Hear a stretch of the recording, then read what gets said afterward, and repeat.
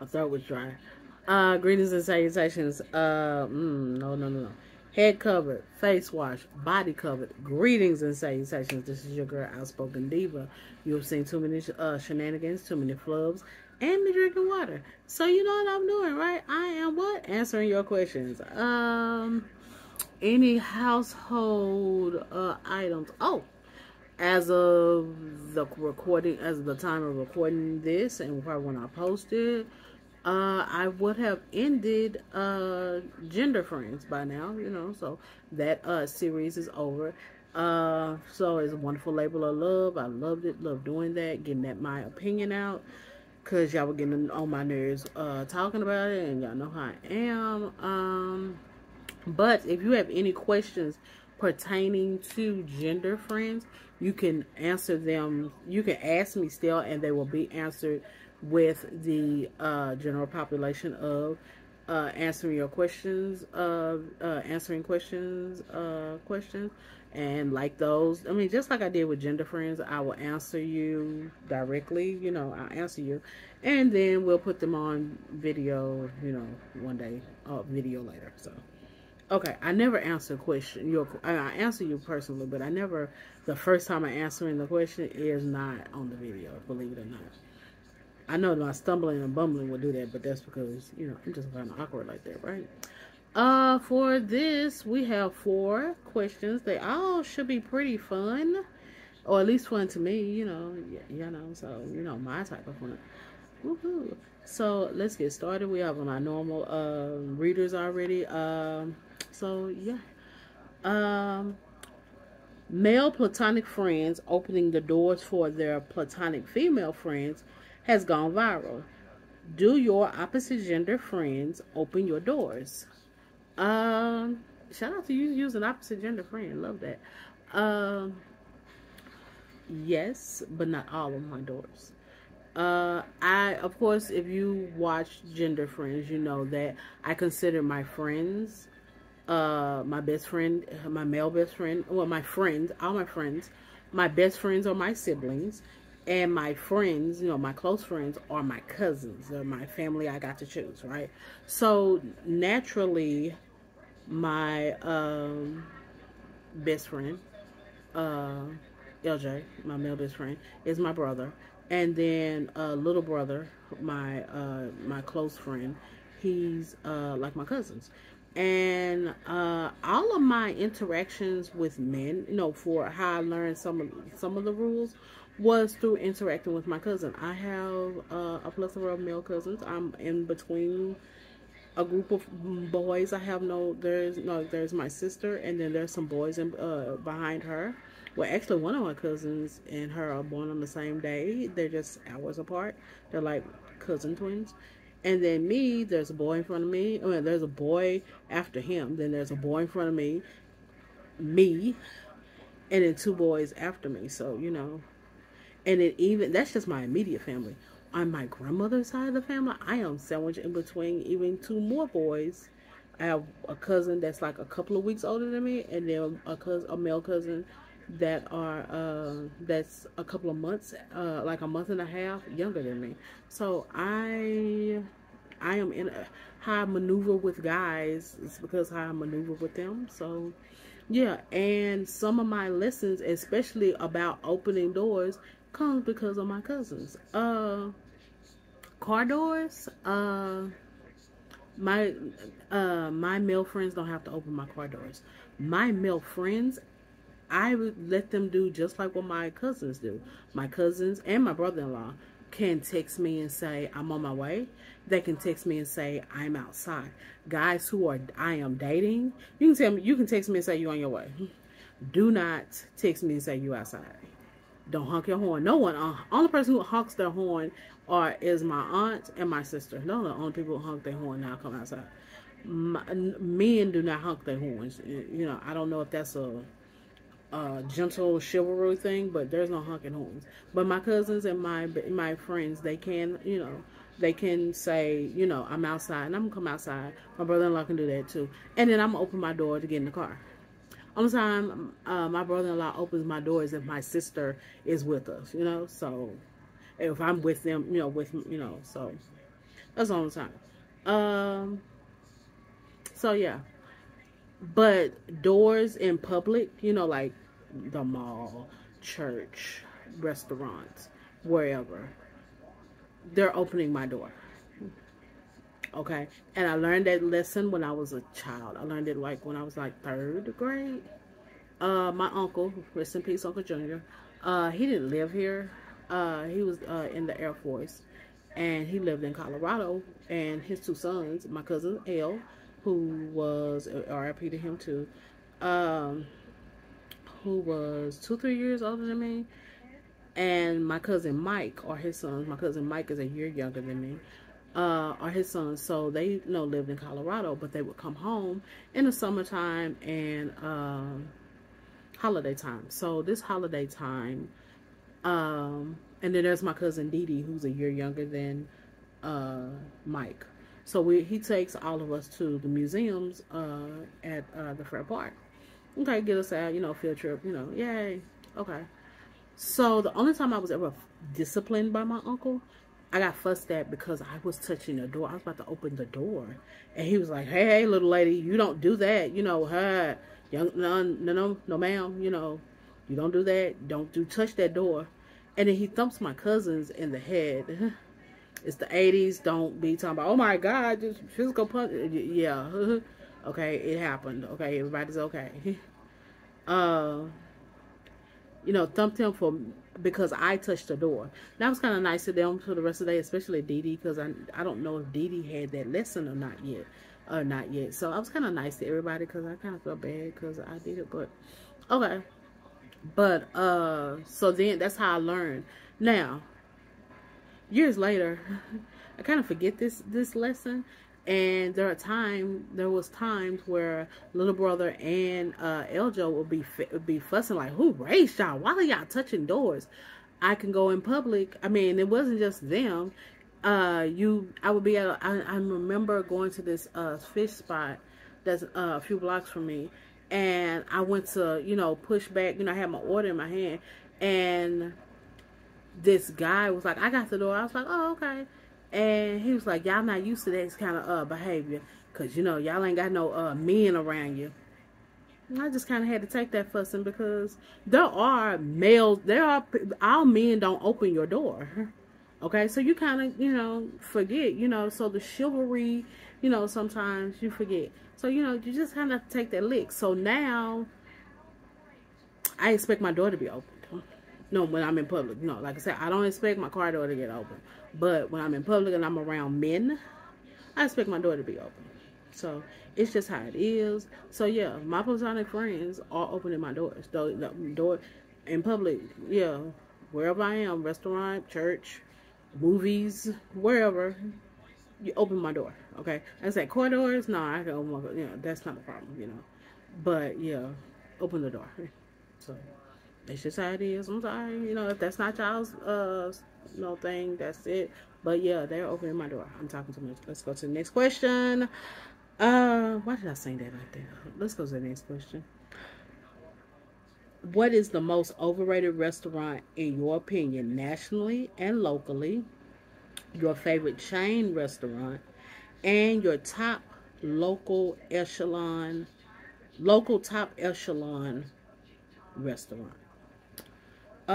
Top local top echelon restaurant would be Fearings and 60 Vines.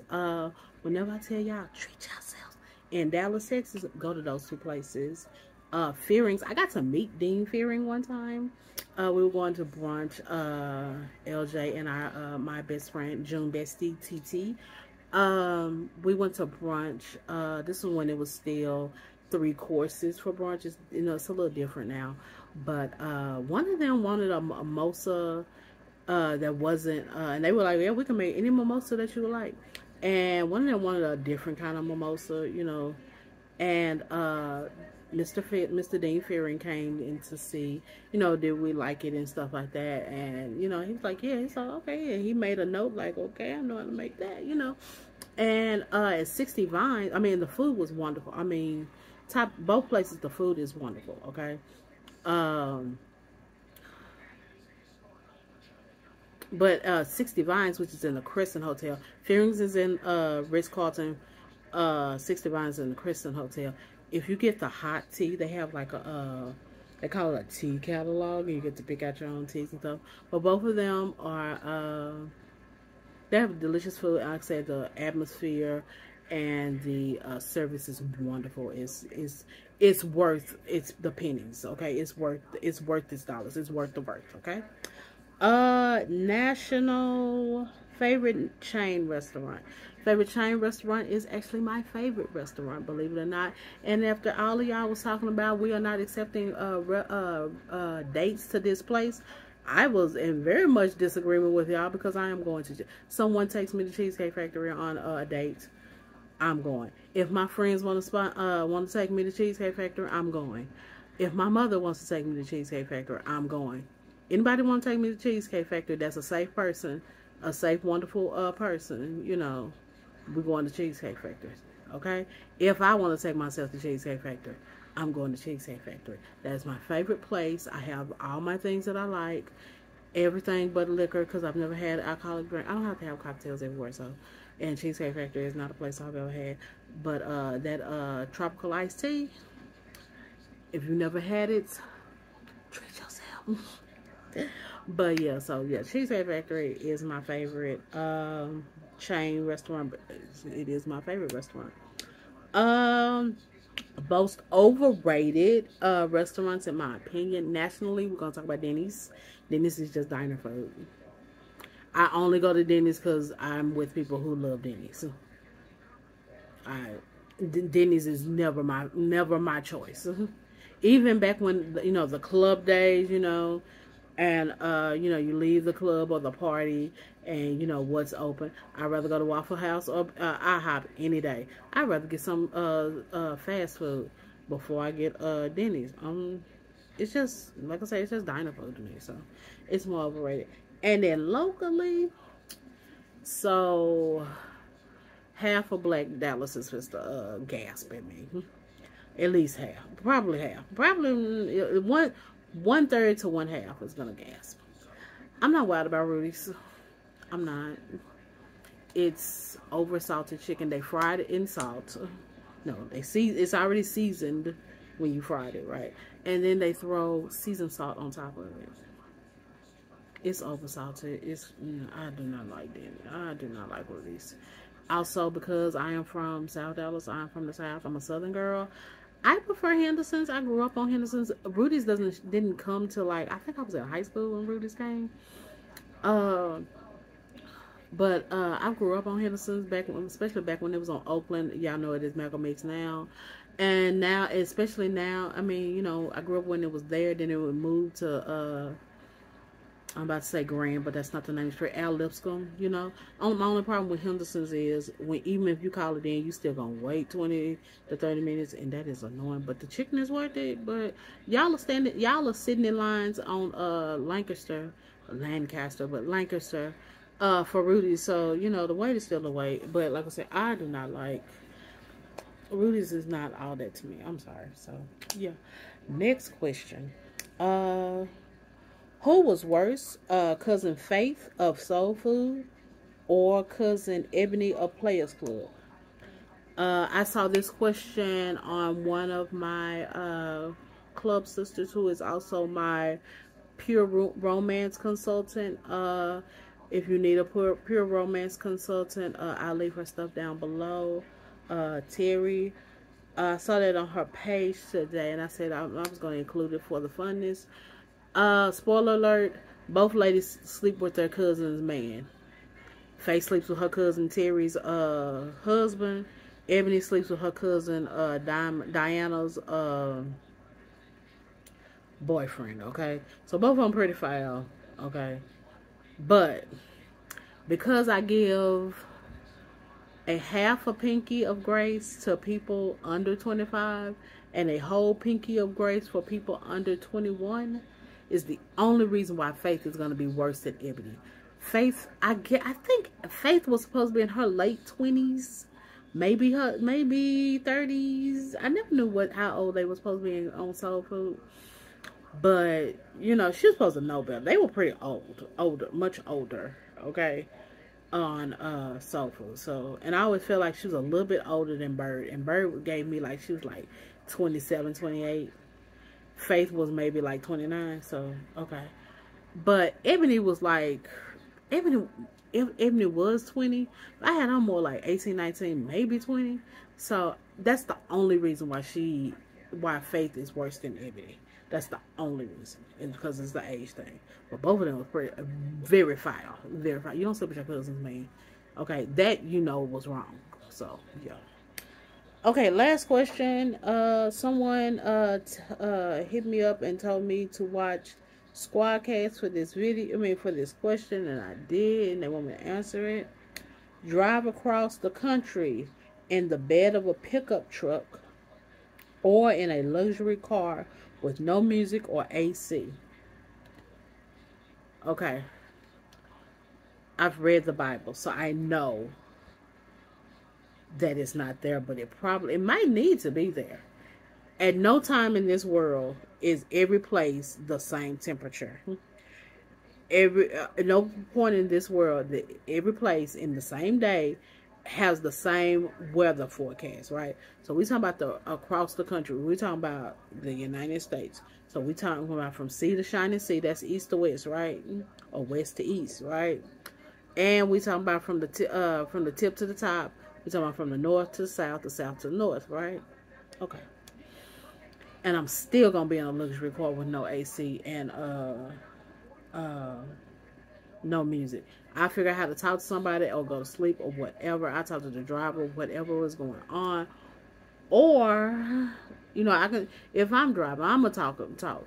And I'm gonna keep up quite a few charger banks and my portable fans going on me. I'm sorry, we cannot. Or if it's nice enough, we can turn those off. We're gonna roll down the windows.